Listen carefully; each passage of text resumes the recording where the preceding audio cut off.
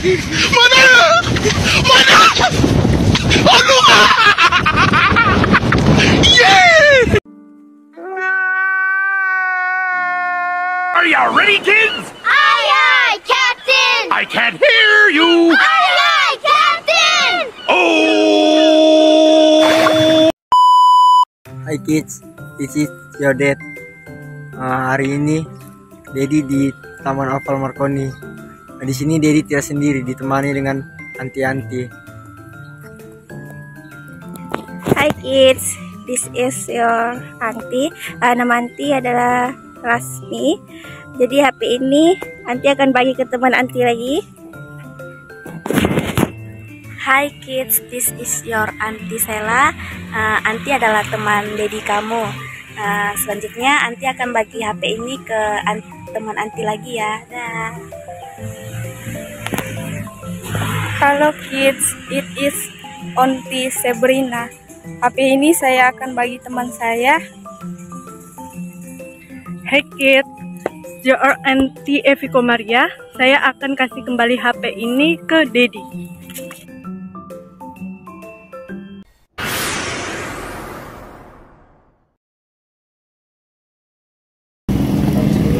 Baiklah, saya di sini ingin menjelaskan tentang pengertian profil Pancasila.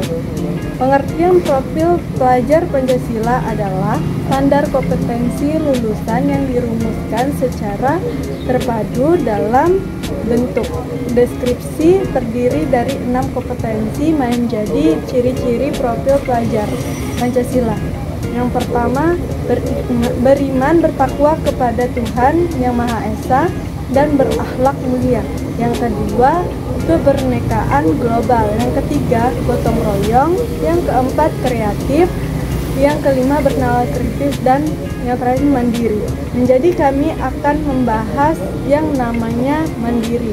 Jadi kemandirian itu merupakan suatu kemampuan individu untuk mengatur dirinya sendiri dan tidak tergantung kepada orang lain.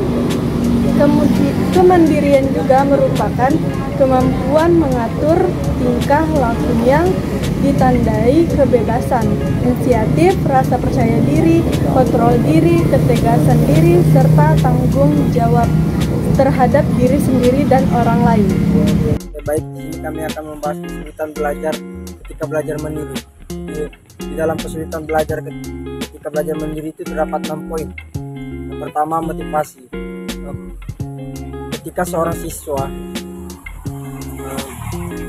kurang berinteraksi dengan teman maupun gurunya, siswa tersebut mengalami kesulitan motivasi karena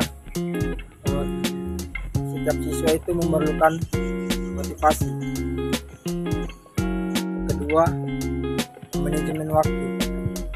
Ketika seorang siswa tidak bisa manajemen waktunya, pembelajaran mandirinya akan terganggu karena akan tidak teratur dan tidak terstruktur. Yang ketiga, perbatasan referensi. Ketika siswa ingin belajar mandiri, tetapi akses untuk mendapatkan referensi seperti di perpustakaan, di lingkungan, itu sangat sulit. Jadi ketika kurangnya referensi, ketika tidak belajar mandiri, itu membuat siswa tersebut kesulitan dalam memahami materi.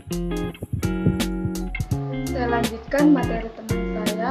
Yang keempat, kurangnya bimbingan. Bimbingan adalah bantuan atau pertolongan yang diberikan kepada individu atau sekelompok individu dalam menghindar atau mengatasi kesulitan di dalam kehidupan. Belajar secara mandiri berarti pelajar harus mengandalkan diri sendiri dalam memahami dan menguasai materi pelajaran.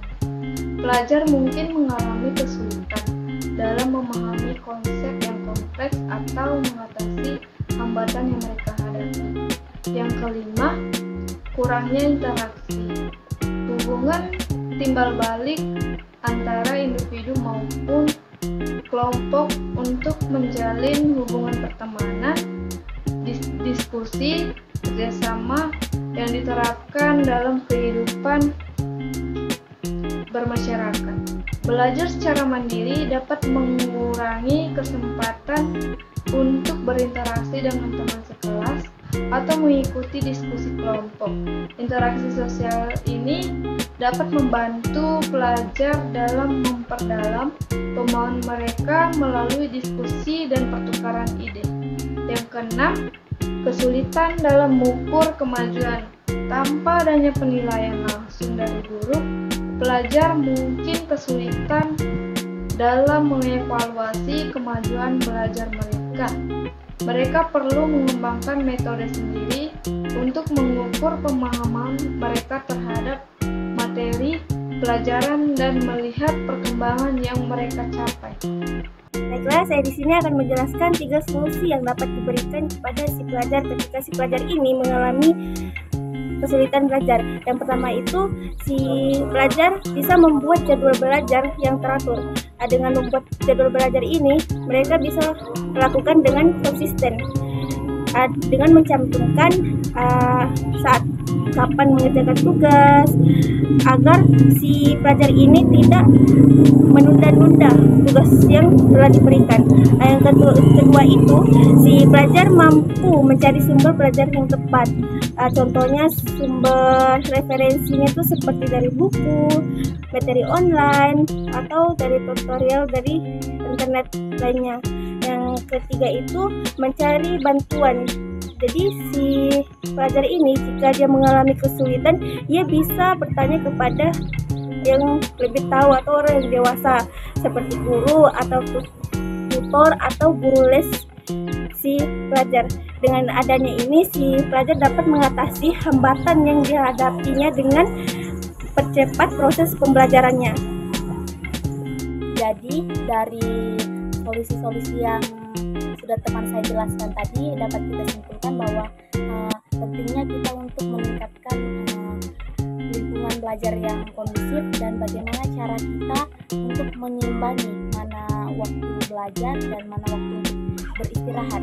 Dan dengan adanya penempatan yang tepat dan lingkungan yang memadai, serta didik akan mengatasi kesulitan belajarnya dan bisa meningkatkan cara belajar yang mandiri. Agit, siapa dia? Jadi dari penjelasan dari solusi-solusi yang telah teman saya jelaskan tadi, dapat saya simpulkan bahwa saya ini dapat membuat. Di sini saya menjelaskan